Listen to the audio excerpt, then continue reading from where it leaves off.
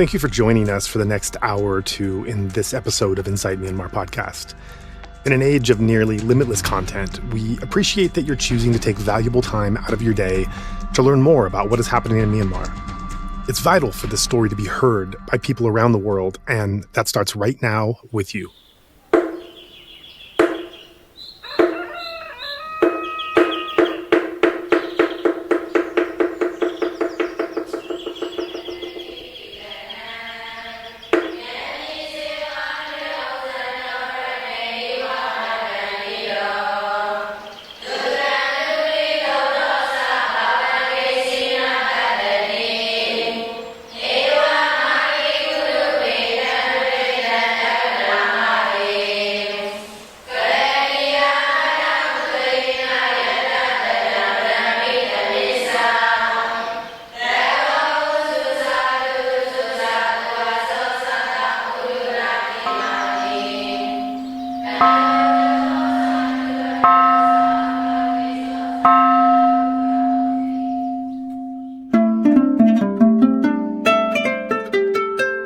For this episode of Inside Myanmar podcast, we have a special guest. I'm really excited about the conversation that follows.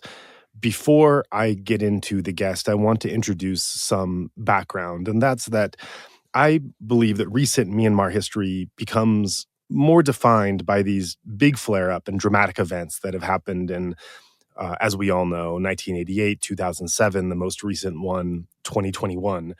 And these moments have turned many Burmese overnight into democratic leaders and human rights activists, while also gaining worldwide attention. This is understandable, these moments would do that, but I think what we miss in trying to understand what's happening in Myanmar is an understanding into the nature of the resistance movement, how it has changed over time between and in the space of these dramatic moments, the tensions and the difference of opinions about the way forward, all of the work that's happening at the grassroots level. This is something that I hope to talk about on this current discussion with Nway, who is our guest. Nway is the subject, he's the protagonist of the book Rebel of Rangoon by Delphine Schrank.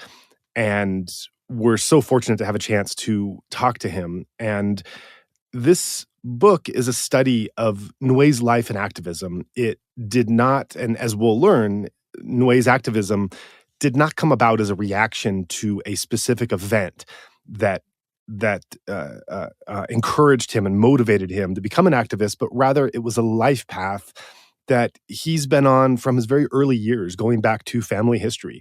This is what we're going to learn about now. We're going to learn about the life of an activist, both during the dramatic events as well as in between these dramatic events when nothing is happening, and what's happening with the resistance then. That's what we hope to learn from him. And let's hear from our guest right now. Let's introduce our audience to your story, Nway. This is depicted in Rebel of Rangoon. Let's hear it from you directly. So, Nway, thank you for taking the time to sit with us and tell us your story. Thanks for asking me to talk about my story.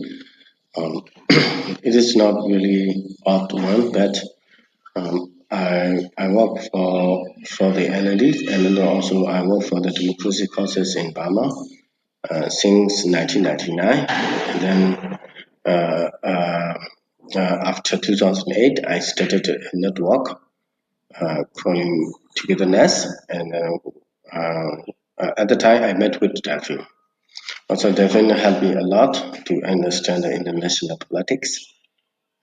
Okay, so we do as our best for our country, and then after 2010, Aung San Suu Kyi has been released, and then we hold the election 2012, and then we won the landslide election, and then 2015 also, and then we won the landslide election. At the time, you can see at the time is a good time for Burmese people, because nation building process has been led by Aung San Suu Kyi, and then everyone's, especially peoples, are following Aung San Suu Kyi. So a lot of you may hear a lot of successful story between 2012 and 2020.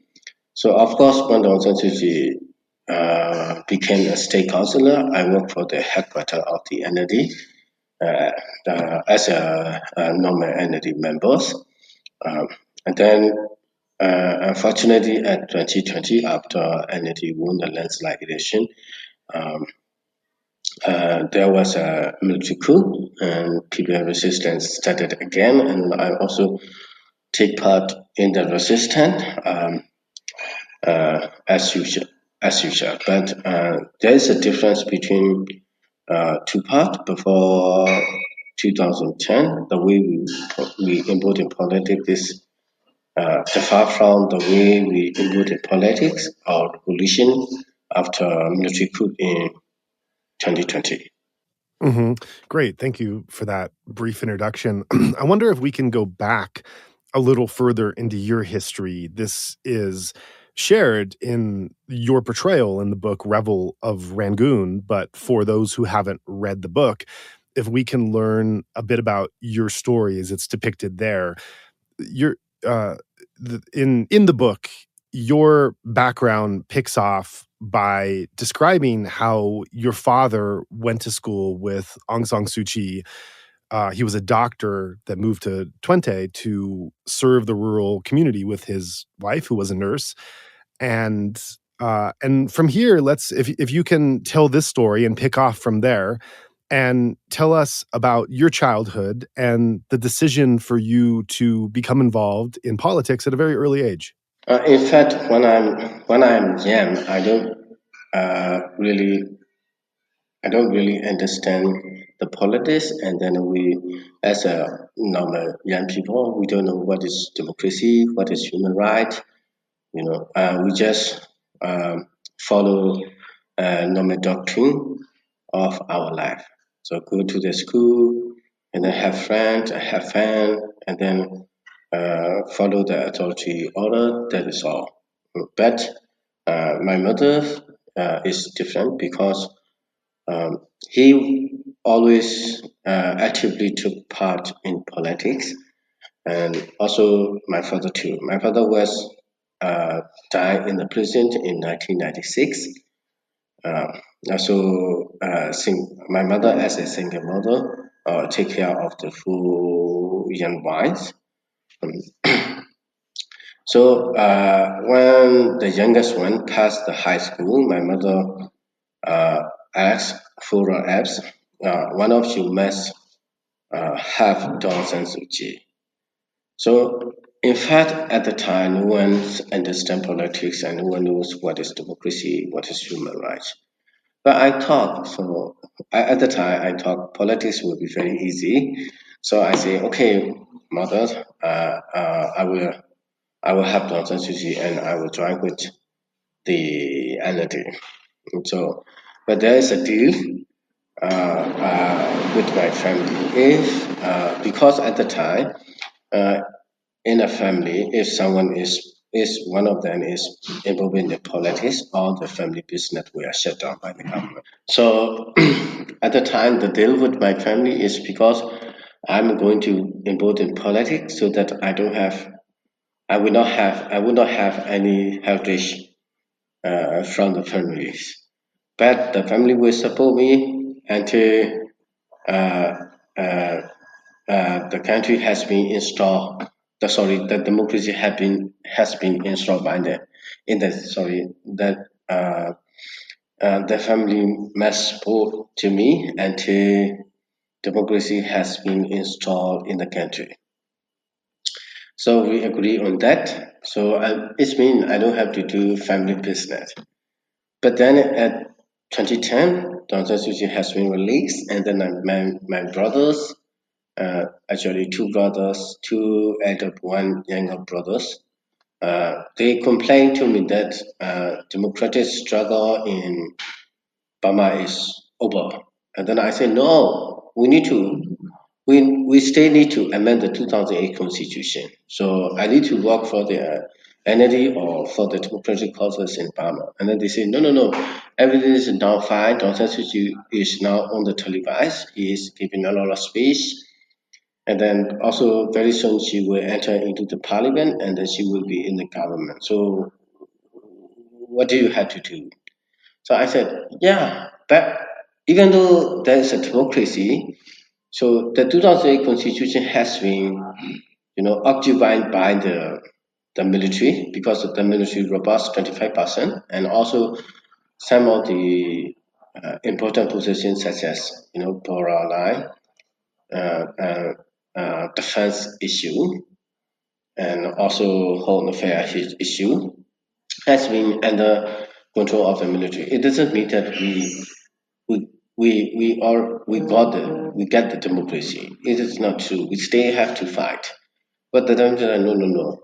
It's finished. So it's mean I having I could not get support from the family or after 2012. So it's look as if very opposite to other people's.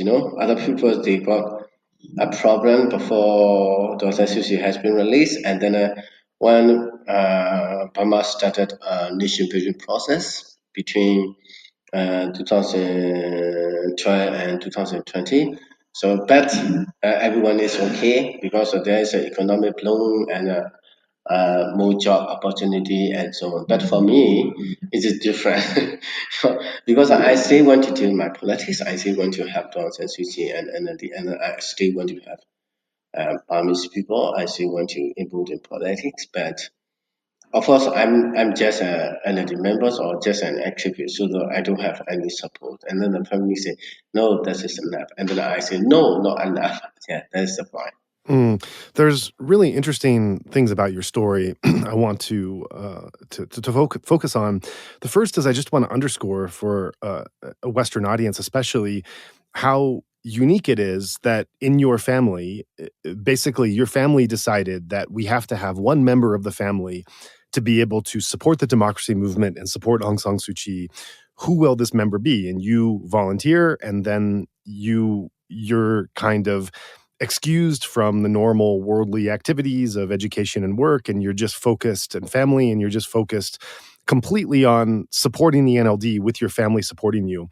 And when I heard this story, the first thing that came to my mind is are when people become Buddhist monks. This is not uncommon for having a family and determining one member of the family should be a Buddhist monk. Who wants to be a monk? And then that monk is excused from the normal kind of business of the world and of the family, and the other family supports them, and they're all happy that they get to work to be able to give for that effort. And I think this is unique because in the West, we don't really have these kind of communal relations the same way. People are mostly responsible for whatever they want to do in the world, for their family, their work, their livelihood, their spirituality, their activism. They do this all themselves. But you're describing a model, whether it's a member of the family leaving to become a Buddhist monk and being supported, or a member of the family leaving kind of the worldly business to become an activist, you're also supported. And so I think this is and so I guess the question for you is, I'm curious, do you see any parallels between this experience of how sometimes a member of the family will leave to become a monk, and then the rest of the family will support them, and then what you did in terms of basically joining the NLD? Yeah. Um, okay. The difference between Western societies and I don't say Asian society, especially Burmese society, because of the uh, military rules and also really really bad education assistance before the 2012. I met a lot of young people. Also, if we were asked by the other people, what is your future plan? What kind of people you want to be? What is your dream? So apart from we say, I will try to be a doctor. I will try to be a military officer. We don't know the rest of the things because it is because of the military education system. This is one part. So for my family case, because of my father were died in the prison, and also my mother, he doesn't want us to be hurt by this, so he just take care of us, and then he didn't. She just take care of us, and then she didn't tell us about it very much. But in her mind, she still believed that Burma need democracy and Burma needs better education so that people will have more information, more critical thinkings, and people will learn from other people and so on, so that they will know the meaning of the light, you know. So that's why my mother's raised up until she think it's enough. And then when everyone passed the high school, she called for everyone and then said that one of us you must fight for democracy, one of us you must fight for Aung San Suu Kyi, and then the rest of you must support to him. So as far as I understand, it is happened because number one, uh, if you met with Fora S, maybe 1996 or 1997, and then you ask for us, hey, you guys, future plans, what? We don't know anything. And then if you ask us, what is your dream? And then we must say, at least we may say, I want to be a doctor or I want to be a military officer. That is all. We don't know what is the meaning of life. We don't know if there are a lot of alternatives that can make an individual to have a happy life. We don't know. We don't have any plan. We just have go to school, pass the school, and then university, and then go for the work, and then married, have a kid, and then send the kids to the good school. That is all, you know. So this is one point. Another one is the my mother. I think I believe that it is because of my mother believe in democracy. That is why she decided the way in which she can participate in the democratic cause in the country. So she is old enough, and then she arranged it. Okay, one of you must do it, and then the rest of you support it. That's all. Right. So you say your mother believed in democracy, but she is believing in democracy without really living in democracy or experiencing it, unlike many of the youths today who live through the transition period. So how did your mother understand democracy? How did she describe it? What about democracy did she like because she wasn't actually experiencing it? Because Burmese society so has only a few times that they have a democratic government. For example, after independence, 1948, there was a democratic government in Burma, and then civil war, and then in 1962 there was a coup, military coup, and then until 1988. Uh, so for my mother, when democratic government governed the country in before 1962, she was a nurse in Taoji in Shan State. So the Taoji hospital was being built by Russia, and then of course she gets some of the freedom, and then she has some. Of course, she has some senior doctor who she admire and she respect. One General Nguyen coup the power in 1962. Some of his senior, sorry, when General Nguyen coup the power in 1962, some of her respected doctor or senior, they moved to another country. So before they moved to another country, they explained the military coup would destroy the country. But my mother didn't understand at the time. But after time and time, she realizes the country economy is getting down and down. Also, education system is very low. So she doesn't want us to live in an undemocratic society. So, but on the other hand, for her country, she has a responsibility to take part in making changes in the country. That is why she decided to do like this. Right. Okay. Yeah. Thanks for explaining that. So getting back to your journey, you describe how your mother wanted one of her children to be able to join the democratic movement, to be supported by the family. You volunteered for that. And you became very close with Aung San Suu Kyi, Mother Sue, I think, as you called her in the book. So you became very close with Aung San Suu Kyi, and it's described in the book how you would sneak into her compound when she was in house arrest and deliver messages. And this was all. And then when Saffron Revolution kicked on, you were kind of a bit background behind the scenes.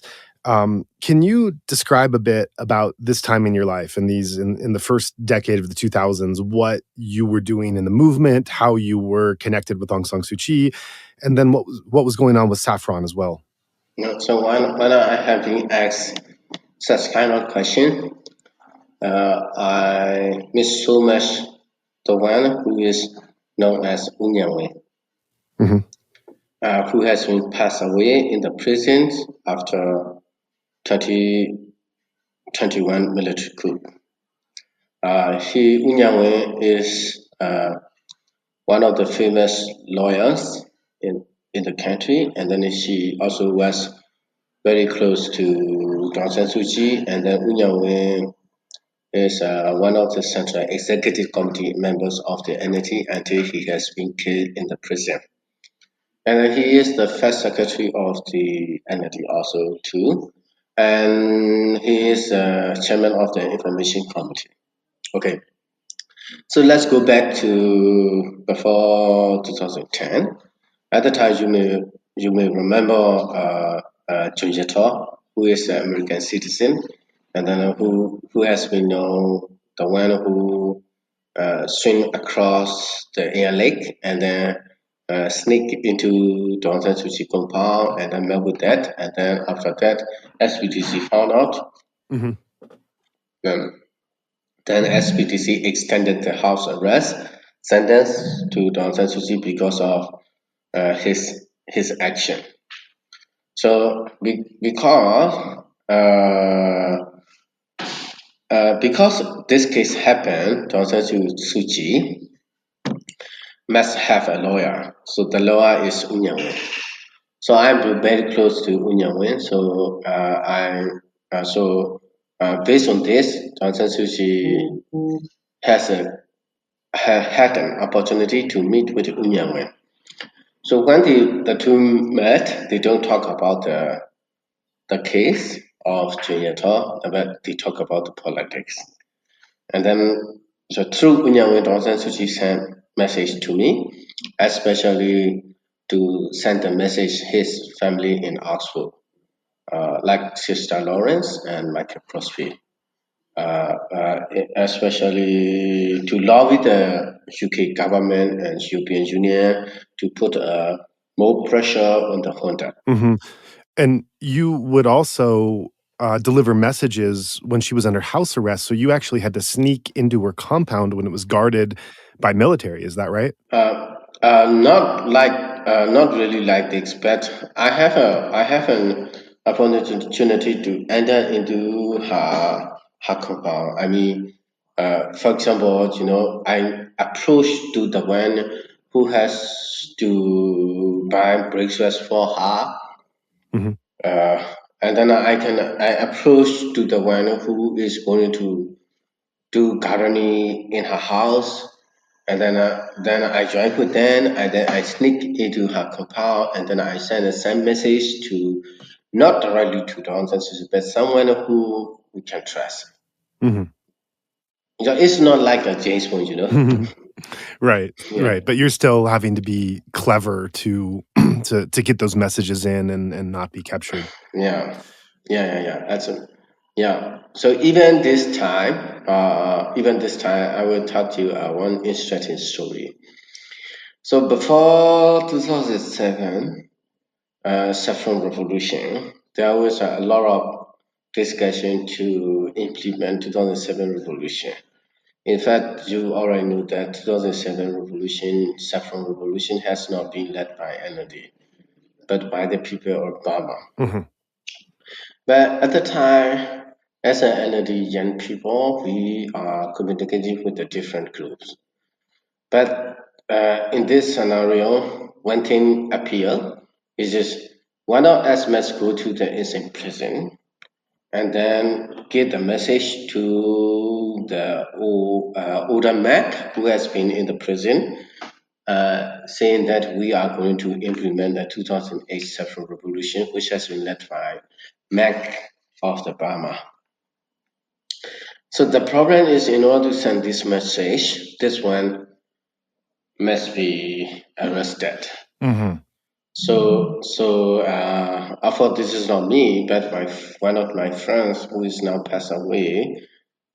This revolution, who has been killed by the military. This revolution, and then his name is Ming Kai. He is from Yankin Township. So he said, "Okay, I will go to the prison." So we have to find the excuse to go to the prison. Mm-hmm. And then so at the time, the famous section is, living in the shadow. So this is a very good section. If you in Burma, if you are sitting or standing under the shadow at night, the police can arrest you Mm-hmm. for 3 days. Mm-hmm. So if you are in jungle, it is really good to be arrested by them for only for 3 days, and you can deliver the message to the people who are passing in prison. So he tried for 9 days to be arrested by the session of uh, being in the shadow Mm-hmm. at the night, but nobody arrested him. Mm-hmm. then she went to the Gemini fishing market. Mm-hmm. Of course, a lot of crime, Mm-hmm. and then but she didn't hurt any other people. So she went to a massage room, and then massage is at the time illegal until now. But of course, every massage has been run by the military general. So, but no massage were arrested when he was trying to be arrested, and then finally, as a joke in the writer, I think sorry, Richard or some book. Mm-hmm. So he hit the policeman, and then he was arrested, and then since the police deliver the message. So the same thing happened after 2021 military coup because I do really want to deliver the message to the leader who has been arrested in the prison in insane. This time, mass movement of the people is more stronger than any other in the history of the Burma. Mm-hmm. So I try to find a way to deliver this message to them, but because I worry, what I worry is that the energy leaders who has been arrested until now, they don't know that people completely hate the military, and then they still believe that we can negotiate with them, Mm-hmm. which is really bloodline of this revolution. So I do want to explain to them, please don't trust them. People in Burma this time, to be honest with you, they don't like Annette that much. Mm-hmm. But they don't think whatever Aung San Suu Kyi do is very good. No, some of her decision has been disagreed by many ordinary people of Burma. But they support Aung San Suu Kyi. They are taking part in the revolution, also M revolution, and also they are completely supporting to NLD just because they don't like military, just because they don't want to get rid of the military completely, because they don't like the way the military think, the way the military behave, the way the military believe, Mm-hmm. socially, religiously, culturally. They don't like it. They cannot accept the idea of military. That is why they are taking part. They are,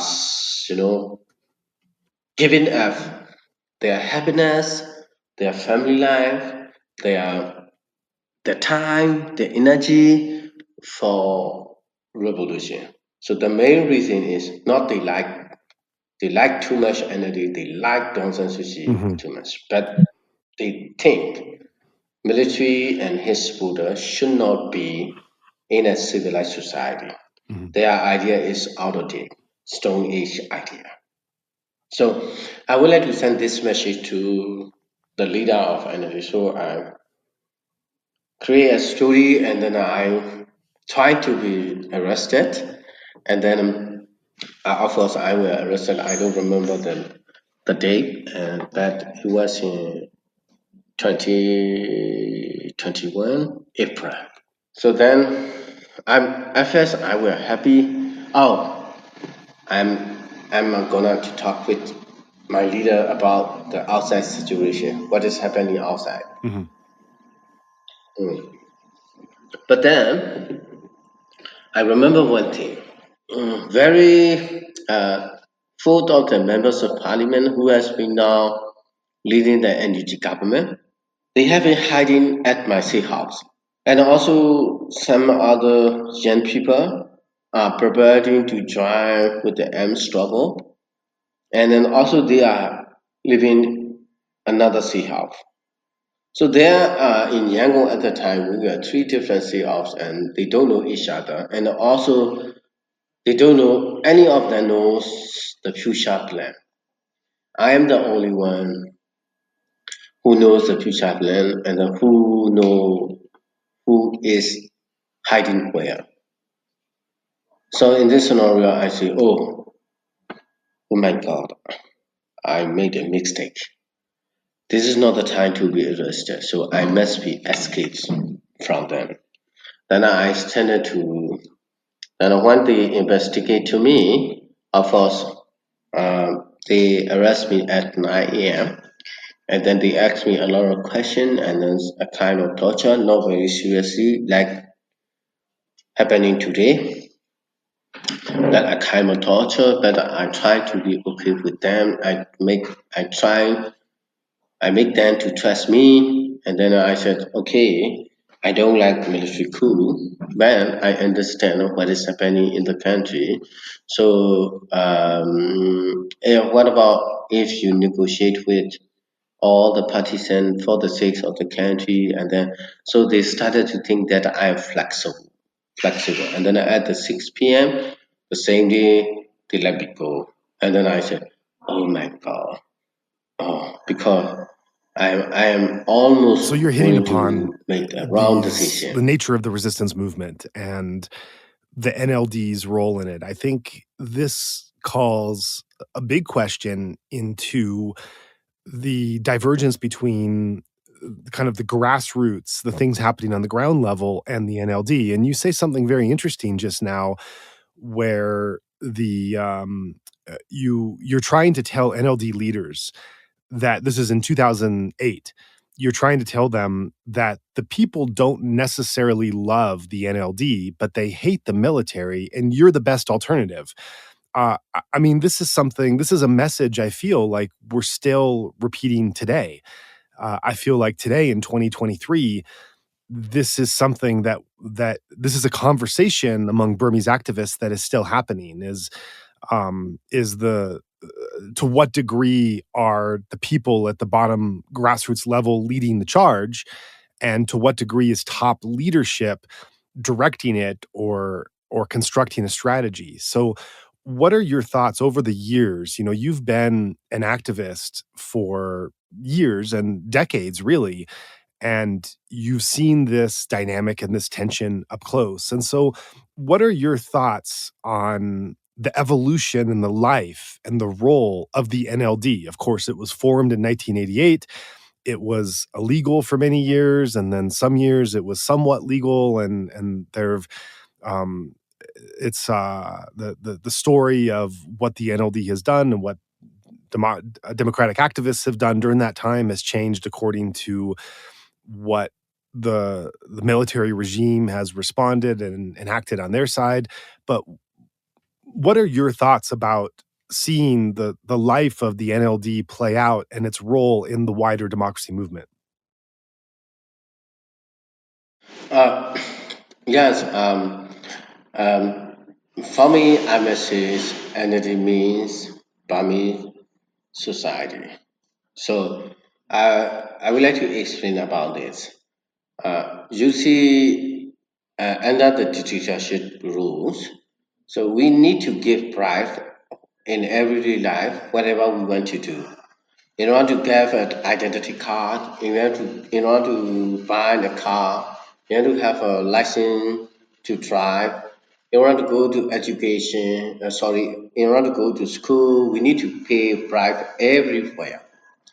So Burmese people completely dislike paying bribe. And also, for example, when I was studying seventh grade, I go to the bank, and then because I want to buy a bike, racing bike, but my mother told me that, it is very expensive, but I cannot buy you this bike immediately, but I can collect money. So you take this money every month and go to the bank and you deposit it. Then at the end of the year, after you finish your exam, you withdraw the money and you buy the bag. So that I can, and I think it is great. So she paid me some money every month, and then I go to the bank, and then the bank officer told me, "Why are you coming here?" And I said, "I'm going to save my money at your bank. There is only national bank, no private bank at the time. Maybe around 1993 or 1992 or 1994. I don't remember exactly. Then she said, okay, you fill the form. Then I'm just a middle school student, so I don't know, how to fill the form. I don't know. But then this they scolded me, they tell me very rudely. The reason is, why don't you understand it? You should understand. Then I say, hey, please listen to me. I am your customer. You must respect to me. And then they say, no, we don't have to respect to you. If you don't want to save your money at our bank, just go back. So for the Western society and democratic society, you will never heard of it. So all the government staff are very arrogant, and then they think people as their slave, not as their customer. So I live in Toote. So sometimes I go to Yangon, which is the biggest city in Myanmar. Burma, I wanted to visit to Bujuk Market or Sulepgura or People Park, but when we use the bus, so if the military general came, all the bus must stop and wait Hmm. until they have finished. So it Hmm. looks as if we are valueless. So we it looks as if we are valueless. So we are nothing, just a slaves. We never have respect from the government. So that is so the reason is, so in this case you can analyze that what Burmese people really want is, number one, to be respected. Number two, the one who is working for the nation, but no corruption. You know. So in this case, Aung San Suu Kyi, maybe she made a mistake about Rohingya issue or ethnic issue or 2008 amended constitution or being being parliamentary members or being state councillor, she must make a mistake. Maybe, sorry, maybe she made a mistake. But everyone in Burma knows that she is not correct. She respect to the people. So this is why we everyone in Burma support her. So for me, uh, I also want respect by the other people, and also, you know, I want someone who is a leader who is not correct at it. correct at all. So, and I do want to change, of course, because of my mother. After I joined with the NLD, I completely understood that we need a democracy. So, if the one who grown up in Yangon, and then if this one want to make a change in Burma, he or she must join with the NLD. Because there is no alternative at the time. But look back to the NLD. So after 1988, let's say General Uchima, General Wu Angshu, General Wu Tingwu, General Wu Tantong, most of the Central Executive Committee members are from the military retire, or maybe the military man who hadn't been liked by the General Nway or General Deng Xu. So it's, let's say, apart from Aung San Suu Kyi, all the central executive members of the NLD are from the military. So after this, after 2012, Nway, who had the even Henry Winton, and also current President Wu Min became the members of Central Executive Committee. So it seemed to be that a lot of change happened in the NLD. So from the scope of the military to the civilian. Because if you study the executive members of the NLD around 2015 and 2012, apart from Wu Tay, no one is from the military. So Wu is the lawyers, Dr. Samimao, a doctor, Wu a lawyer, and then the next term is ordinary civilian. So it looks as if that between 2015 and 2012, the NLD leadership has gone to the hand of the civilian, so which is really good. And then now military coup happened, so you see who are leading the NUG. I may not say NLD, but you look at the NUG, you will see Dosima, who is the foreign minister of the NUG, and then you will see Wu Yimo, who is the defense minister of the NUG, also Lunkula, who is the home affairs ministry of the NUG, and also Nipole, who is the spokesperson of the prime minister office of the NUG. So these people are from NLD, and they also are completely young civilian living in the neighborhood. They are not from military, they are not from elite. That's one part. And then you study the government minister of the NUG. You will see the vice president is from Kachin, minister is from Kenyan, and then the same deputy minister like Itezama is carrying ethnic, and then the one who is working for important position in India called like Isaac Kim, so Chin State, he is a Chin. So the NUG, the way that NUG has been organized is very good, very diverse, and also there's a few NUG members. Most of them are completely ordinary civilian. So let me conclude this. 1988, most of the Central Executive Committee member, apart from Aung San Suu Kyi, is from military. 2012 and 2020, uh, uh, some lawyers and some doctors are majority, but military is minority. And then after the military coup, young leaders pop up. So I think I don't like military coup. I see how much our people are suffering from the political turmoil. But one good thing is completely ordinary civilian are now leading the energy, which international community, Rohingya people, ethnic people Mhm. can Right. believe That's an 100%. important thing to point out and to note.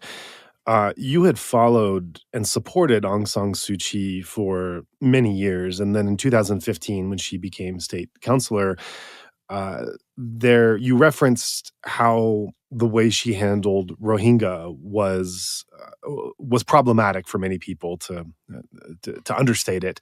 Another issue with her rule that was concerning to some was this sense that she was not she was seen as not trying to build institutions or democratic structures, but continuing this kind of personality cult. And that's something that we've seen a lot in Myanmar over the years, whether it's a dictator or a general or a military leader, or in this case, a someone coming from democratically elected, that the trust and the faith is placed in one person in making those decisions rather than structures of conversation and debates and dialogues and negotiation and compromises and just the whole messy process of what a democracy really is. And that a real democracy working is not the result of one dynamic leader, but it's the result of a system that's coming together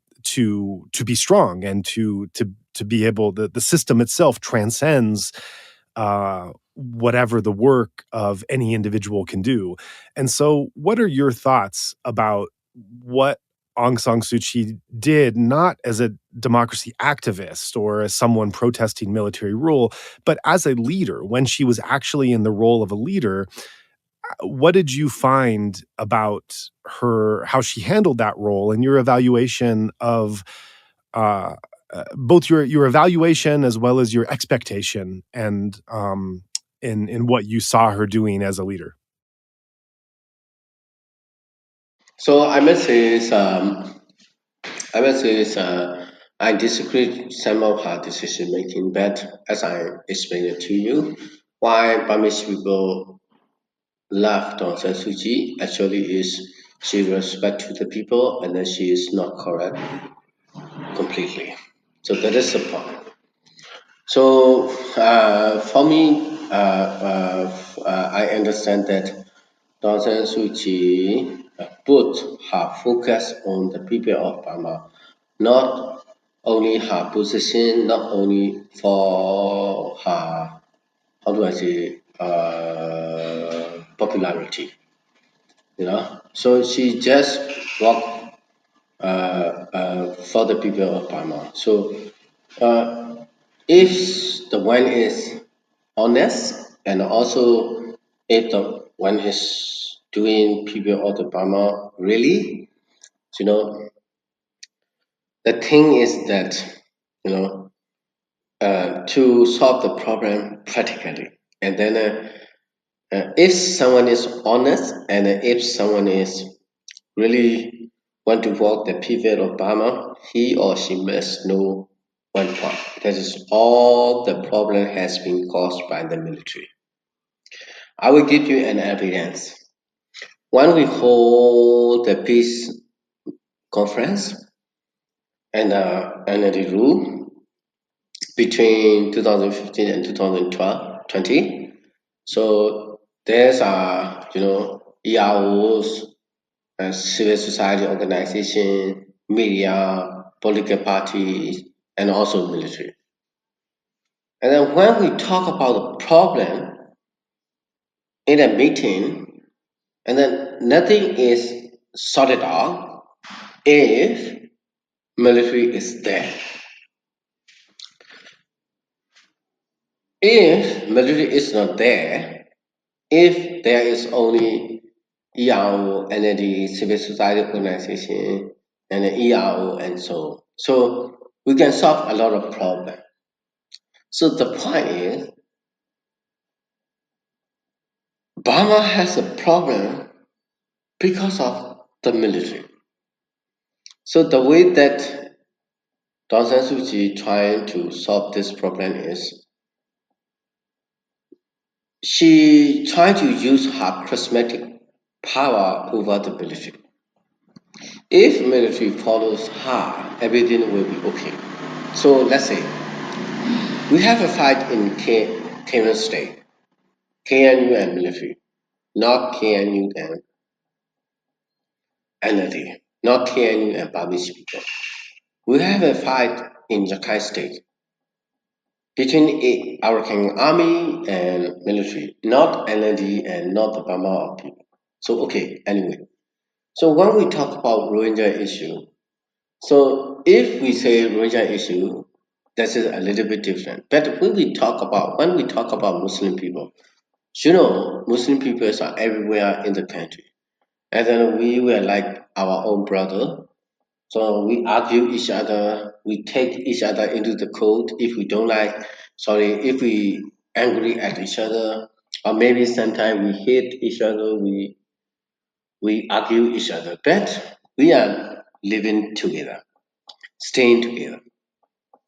We are staying together, you know.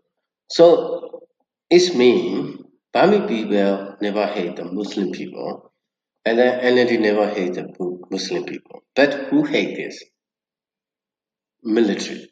They don't really hate them. Actually, they are using them as their political benefit. So if the one understand the whole picture, so you cannot be activist, you cannot be human rights activist, you cannot be civil society organizer. You must be the one who are going to solve the problem practically. So let's say if military wasn't coup the power in 2021.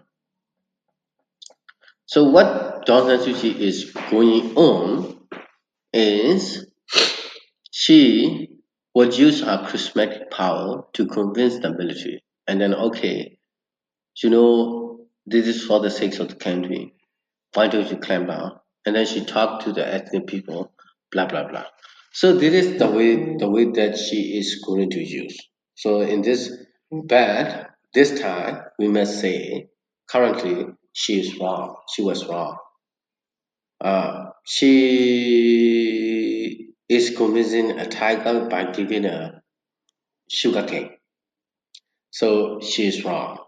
So that is why we say some of her decision making we don't agree, but we believe that she is very honest. She is no corrupt. She respects to the people. There may be someone who is active, honest, but not respect to the people.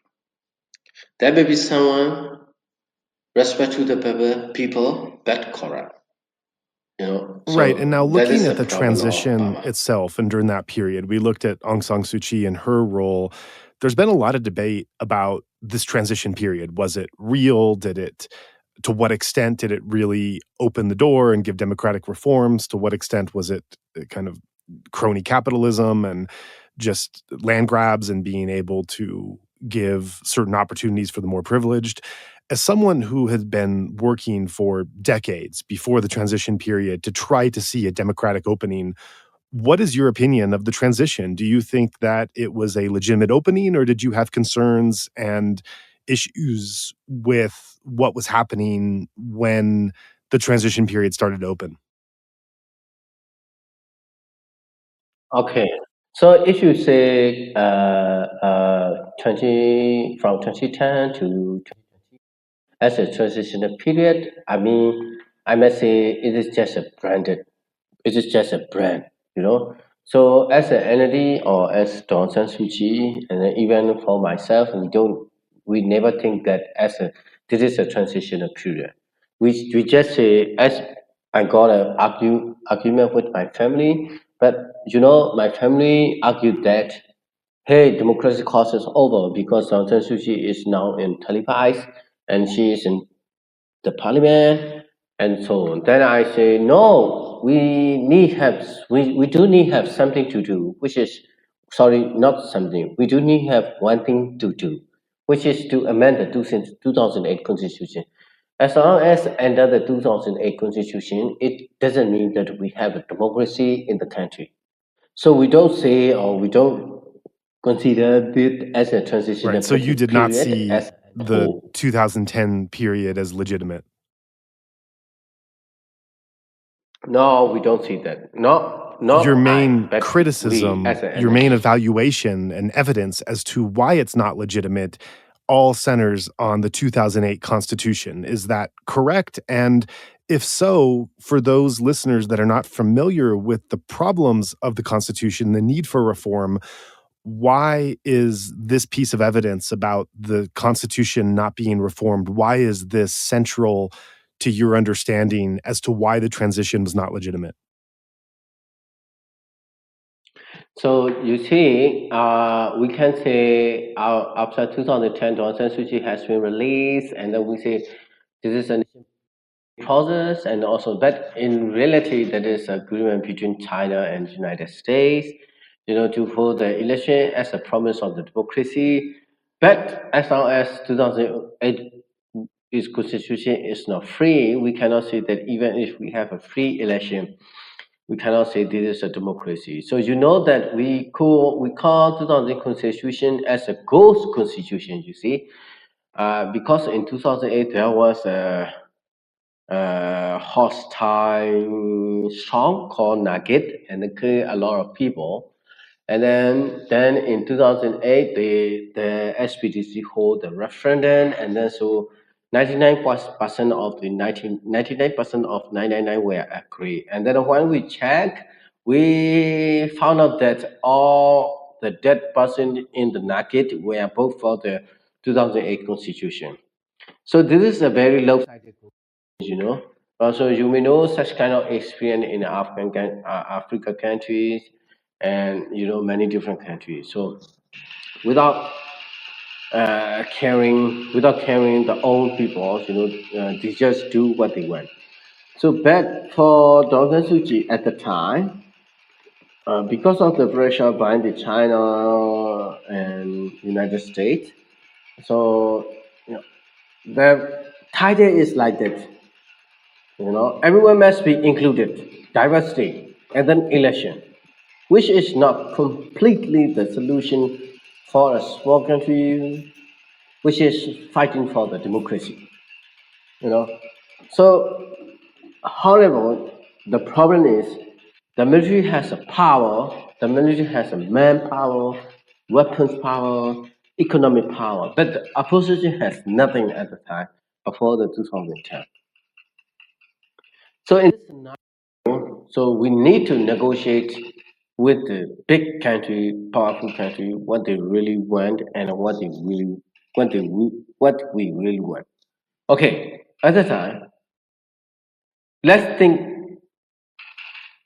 at the point of Aung San Suu Kyi. She is the most important one, and she is the most responsible one for the country, which nobody asked to do, but she did it on our own. So she took the responsibility for the country, uh, most less harmful and the best way. So negotiate with the military.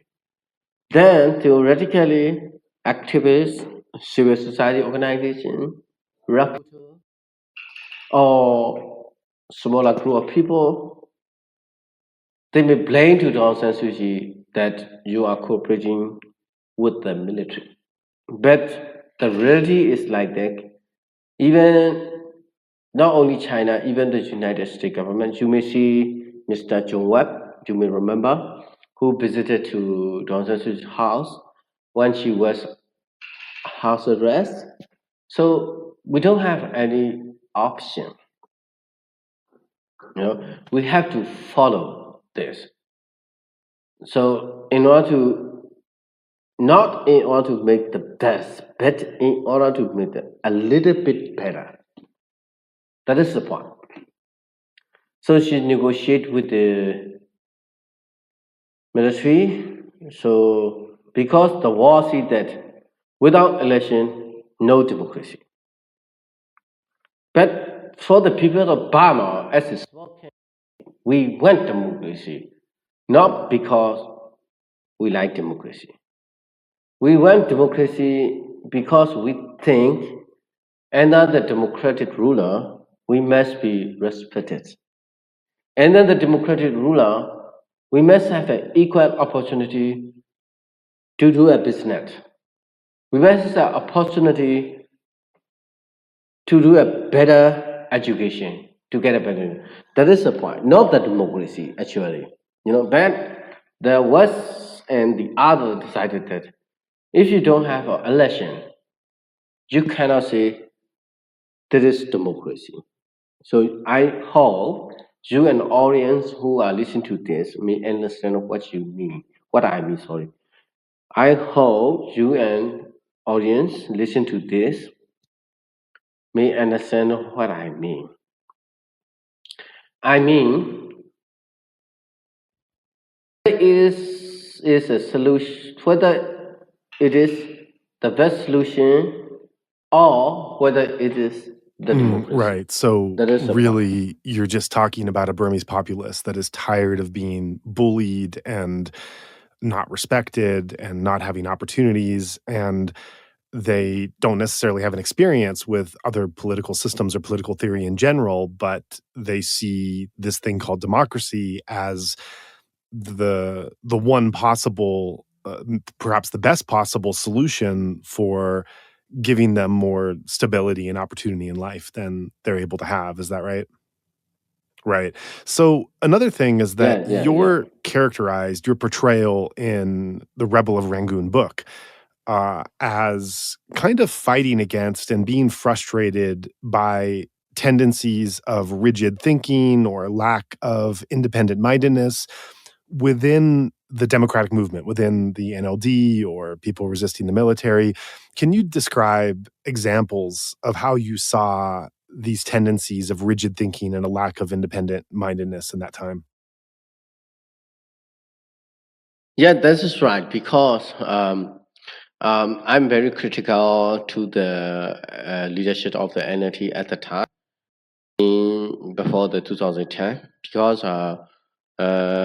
to be honest with the audience, so most of the leaders are came from the military, and then I don't think their basic thinking is very free. And then, as I explained to you previously, what the people of Burma really want is, let's say in English, we say freedom.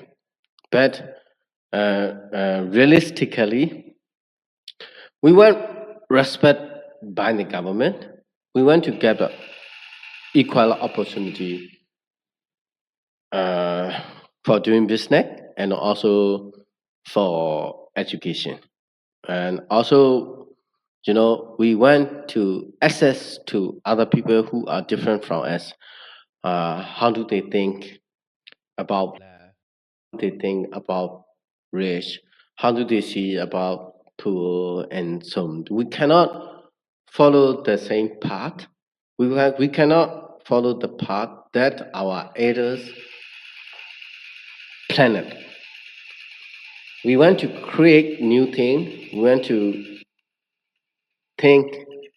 We want to know what is happening to the different other people. For example, if we talk about lab, and then Burmese thinking, we say you must be like this, and then you must marry this, and then you marry your girlfriend. This is a successful story.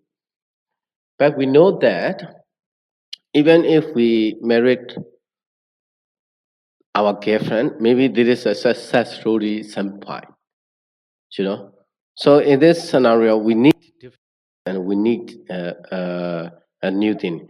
But at the time, all the leaderships, they just say reconciliation, dialogue, and also election.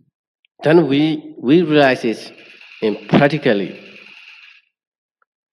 election is not the solution for the country, and dialogue is not impossible. For example, you cannot convince a tiger not to eat meat. You know, when the military rule the power, the leader of the military already gets everything: power, money, manpower. And then you cannot say, hey, you have enough power, you have money, but you have men, but please give it them. Nobody do this, you know. But the was a peaceful movement. Maybe are following the Berber revolution in Central East Europe, like Bagla Habe and so on. But if you look at the Poland, so the dictatorship is someone who can negotiate, who is possible to negotiate, but Burmese military is completely unable to negotiate. So now, look at this. Five-point consensus of the ASEAN, also United States and European Union, even China, are pushing everyone to go to the table. But my question is like that: if the SAC is the one who is possible to be pushed to go to the table, they will not coup the power. They will not kill the young people. They will not rape the young girls. And then they will not give a death sentence to Kojimi and Ziado and many unknown people. So that is the point. You know, when international community think that election and democracy is solution, of course we call for the democracy because we want the support from the Western community or international community. But in reality, what we really want is we want the best solution for our country. We will not stand for the China. We will not stand for the America. We will not stand for the India. We will stand for our own people. I want to ask also about the role of Buddhism. It's described in the book that you are a practitioner. You practice Vipassana meditation, and that has been something that's helped with your activism. And you were also involved in Saffron Revolution, where we had a number of monks who were really leading that movement and making their voices heard. A lot of things have changed since then. And so, in this current time, what do you see about the state of Burmese Buddhism? What do you see about the role of the monks? And where do you see the future of Burmese Buddhism going with what you're seeing now? Okay, to be honest with you, the future of Buddhism will not be very good in Burma. Of course, at the time, before the 2010, even though I'm not superstitious, I believe in meditation. So I practice meditation a lot. Of course, Aung San Suu Kyi convinced a lot of young people to practice meditation because meditation can tolerate suffering. So funny thing is like that. I'm like playing game a lot, especially for game. And then when we talk about that, if the military arrests me, I bet say, hey, you let me play the football game, I will tell you everything. If not, I won't tell you everything until I die. That is my joke with my friend because I love playing game. But in reality, if I were arrested, if I were investigated, I cannot give any kind of information about my colleagues. Then I will. Then I would be tortured. I would got tortured, and then I will be sent into prison for many years.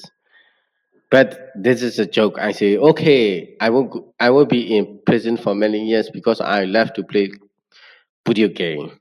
So I will rebel. I will rebel everything. That is my joke. But right now, after 2021 military coup, I must say, you know,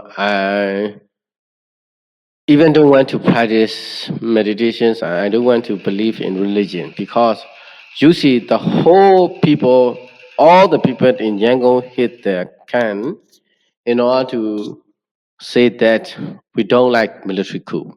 At the time, you know, at the center of Yangon, Shitagon Pagoda is under the light and listening to the voice of the people hitting can or iron, but it doesn't have anything. So beforehand, I believe in law. Rule of law is very important. So we were touched by the civil society organization, especially from Western country. Rule of law is very important. And then we abide by the law, but the military coup the power, and then young people, a lot of people, lives and property were destroyed. Then we are asking the question, what about the rule of law? Why do we try to get support for the international community? You see, we have been killed, our property were set on fire, and then nobody helped us. And then they say, religion, peaceful. Then they say, non-violence. And then we say, they have a gun, they kill us. And then, we have to follow the law. Or, we have to prioritize the peace. The solution is very simple. Kill them or be killed by them. That is the point. So, then second point is, in your question, you talk about a lot of religious person involved in democratic cause in Burma. Yes, of course.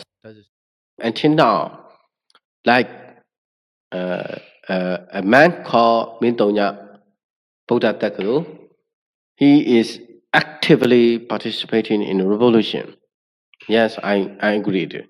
So let's go back to 2007, which everyone know as a saffron revolution. So it has been led by the man. Yeah, of course, that is true.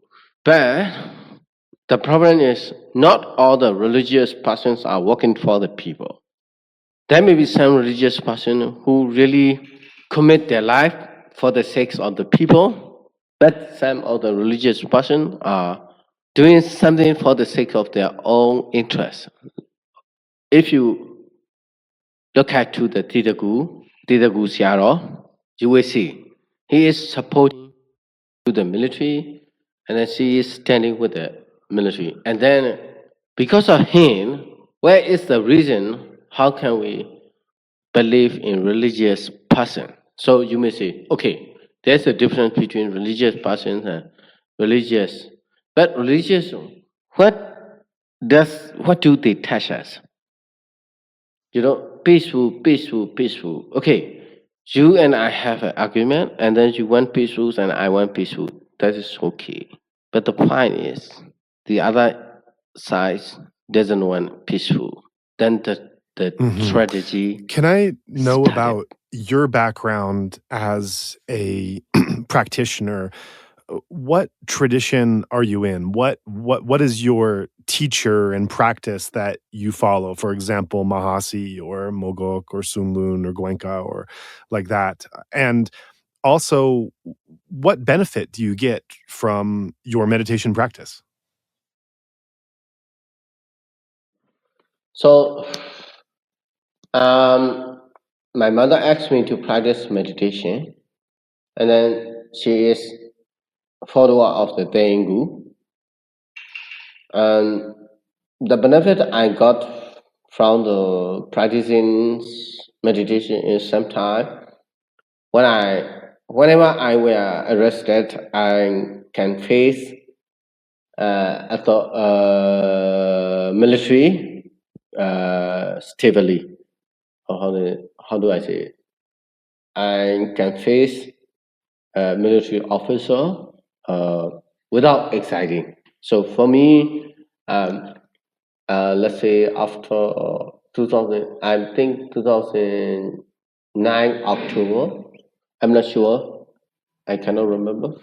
I was arrested, and then I was taken to a prison, and then at the time, special branch was very notorious.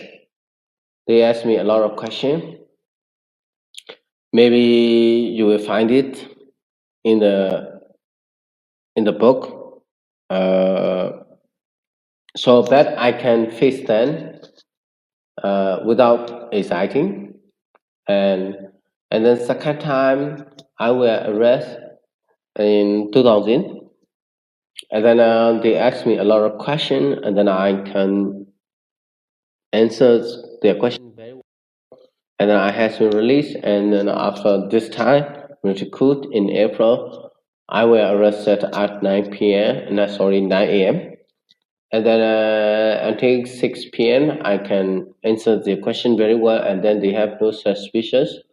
They think that I'm the one who feels frustration about politics, and then they have been released to me. So I would say this is the Right. benefit of And why do you meditation. think it is that we're not seeing monks involved in 2021 like we saw in previous moments? It looks as if the question is very precise, but it's a reflect to the history. So when General Deng Xiaoping ruled the country as the SPTC, they have the three biggest enemy. Number one is entity. Number two is student. Number three is Mac. So we found out that even in the high school, there is a lot of spy.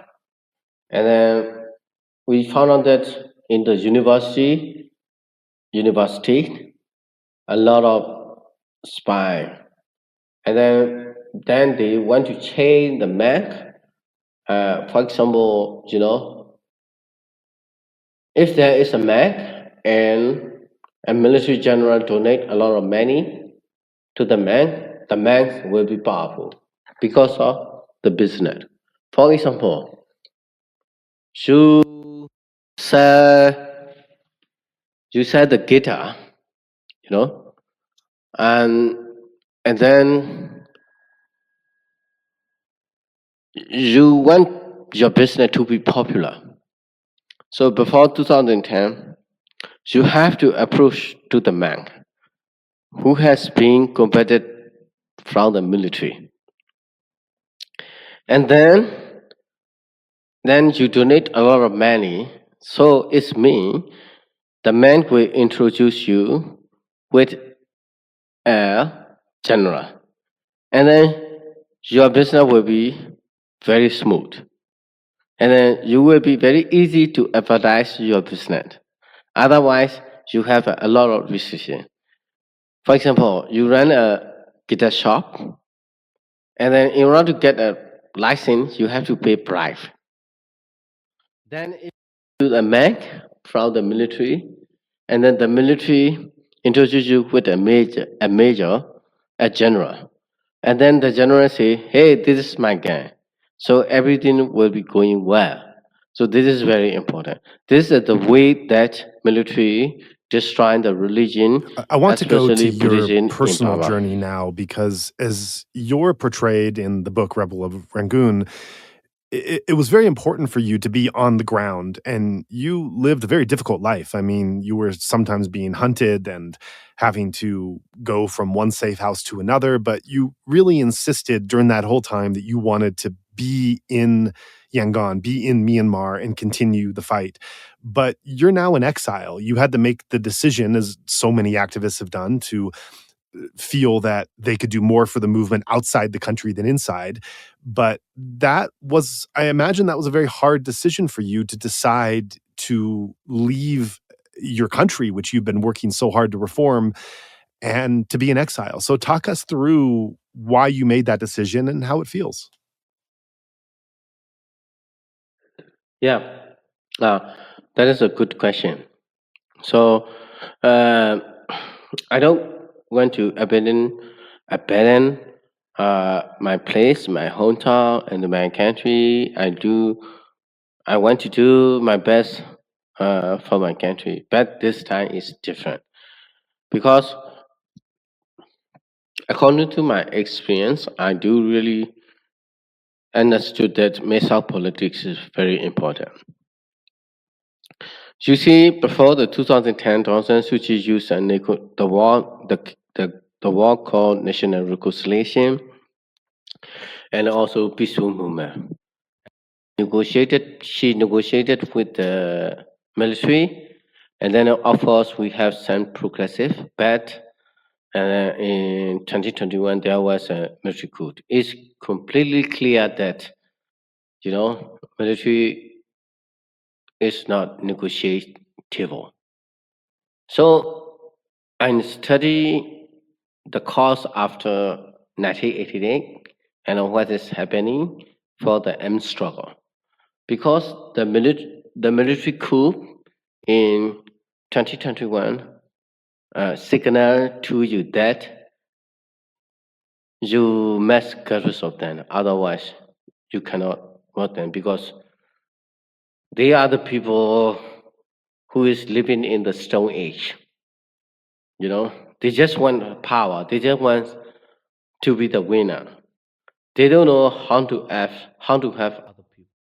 They don't know how to try to understand other different people. So this is very obvious.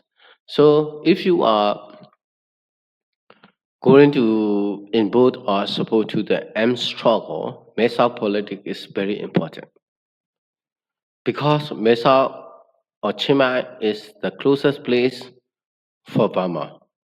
So you can walk there, you can collect money, you can buy weapons, then you can send anything you want to Burma. So Mae Sot politics is completely important. I understand this. That is a one point. So this is a one reason I decided to be in Mae Sot. So then when I arrived to Mae Sot, I realized this. I am right because SAC already established a network in Mae Sot under the name of Immigrant Teacher Network. Most of the teachers who is working for Immigrant Teacher Network actually is friends of Dr. Takai, who is one of the minister of SAC. This is one point. Another point is this time the Tidagu Siaro and another Siaro, another monk, Tidagu monk and another monk, I don't know his name, they say 40 million of people doesn't like military, we will kill them and we will live with the rest of the people. So at the early stage of military coup, they talk about it publicly. I realized, okay, this time we need to be very clear. We cannot convince them, we cannot negotiate with them. We must win over them or they must win over us. That is the solution. So, most of the international community doesn't like violence revolution. They want non-violence revolution. But the problem is, Aung San Suu Kyi did it, and then it didn't work. So every international community, or leaders of the international community should know this. It is impossible. That is why, even though before 2010, I believe in balanced way, and I try my best not to abandon my country. But this time, I plan to move to Mae Sot, and then I support to That's a big M shift for struggle. you, and That you're is the difference. describing what's happening in the world and in the country, but I'm wondering what's happening for you inside, like emotionally, to move from a lifetime of nonviolent, peaceful activism to support an armed struggle and a lifetime of remaining in Myanmar, despite all the dangers and risks that you take, to now being in Mae Sot. Those are two big changes that you've made. So, emotionally, as an activist, how does it feel to have made that transition and that really big dramatic change at this moment? Yes, of course. But I'm not sure whether I'm answering your question or not. But now what I'm going to tell you is very important to understand what is happening in Myanmar. So in General Dashi rule, so they know I am involved in politics and I'm very close to Aung San Suu Kyi, but nobody give a heritage to my family members. And number of my family members were arrested. But this time, you see, every members of parliaments, houses and business were shut down. If they suspicious your sister is involving or helping PDF, you were arrested. And as you know, in Mogul, only 5 years ago, were arrested for almost 1 year because her father is involved in revolution. So it means that SAC, Myanmar military, Mae Sot, has already declared this war against the civil society, civilized society, which doesn't include the dictatorship rule. So, what he has done revealed that, okay, we have a gun, we can kill our own people. You stay away from it, and then you will be okay. That is his challenge to the people who want to respect to other people. That is his challenge to the people who believe in diversity and prosperity. The international community push up, please go to the peaceful way, which is impossible. So that's why right now Burmese people are saying we have only we. We must do what we have done by ourselves. This is the proclamation of Supreme Revolution, which is started Mhm, in mhm. So, 2021. what is your thought about the current moment? It's been well over 2 years since the coup was attempted, and the resistance movement has continued since then. We have a younger generation of activists, many of whom, unlike yourself, are thrown into this for the first time. They've never considered really political scenarios or activism until they had their freedom taken away from them, and now many have risen up. But it's been a long time, and there's not a lot of international support. People are getting tired and do have to support themselves. And so, what's your evaluation of where we are in this current moment? How hopeful are you? How pessimistic are you? Okay, so first of all, even let's say they have a gun power and we don't have anything, but there's some point you should or the audience should notice. Even the international leaders should notice this. The first one is this time the military cannot win over even a small group of the resistant group in Burma. Please don't think about American Army, current National Liberated Army, Kachin Independent Army, People Defense Force, PDF. Please don't think about it. We have a 330 township. So the question is, which township SAC can control 100%? I mean, no underground activists, no armed resistance, no assassination. They cannot win over it, even a small group. That is one point. Another point is, along with the history, this time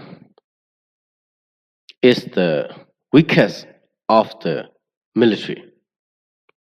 So look back to 1962, the coup to power, 1988, coup to power again, and then 2021. So almost thousands of soldiers and major, lieutenant defeated to the people. So this time is the biggest number of military soldiers defeated to the people. That is the second one. And then the third point, look back to the 1988, after the coup de power. 1 year, they hold a lot of sport activities such as marathon race, boat race, and then even a music race. But this time, they have a plan to hold the election, but they are not able to hold the election until now. So it means even if I want to pessimistic for the revolution, but I have to admit that the revolution has a lot of progressive.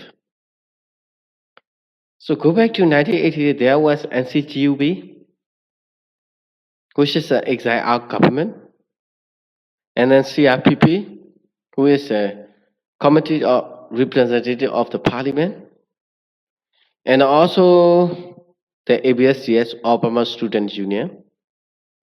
But now look at this. There is NUG, and also CRPH, and also PDF. And then almost 3 years already.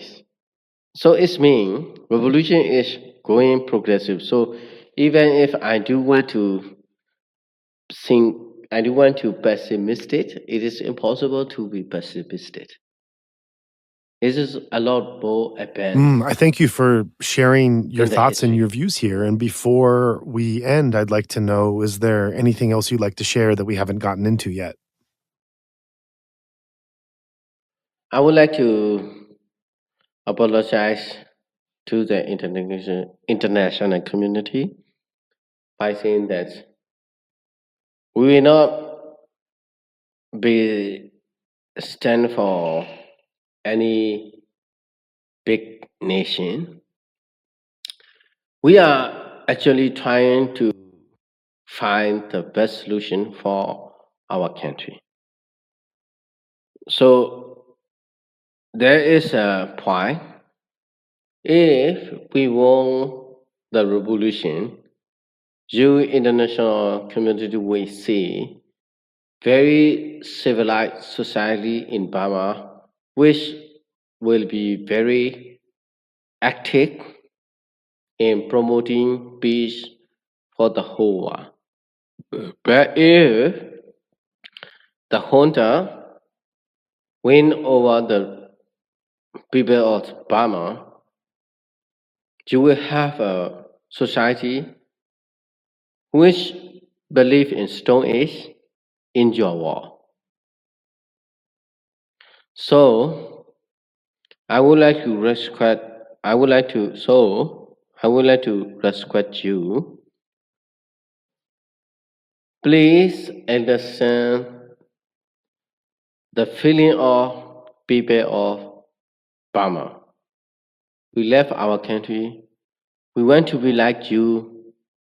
We want our kid like your kid go to school. And also, we want to sleep with our family like you want to sleep with your family. That is why we are trying to get rid of the military in our political system. This is not only for a party's sake. It's not only for an ethnicity sake. It is only for the people of Baba and also the people of the war.